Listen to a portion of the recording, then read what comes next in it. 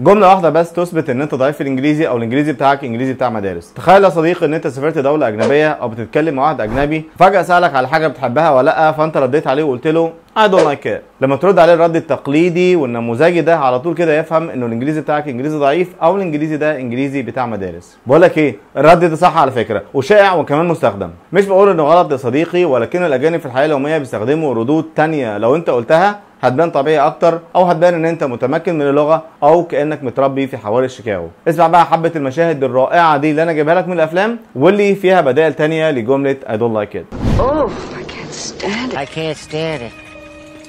I can't stand it. I am not a fan of the farm. I am not a fan of this magical desert. It's driving me crazy. It's driving me crazy. Simply not my cup of tea. Not my cup of tea. Not my cup of tea. It's not my thing. It's not my thing. It's not my thing. It's not my thing.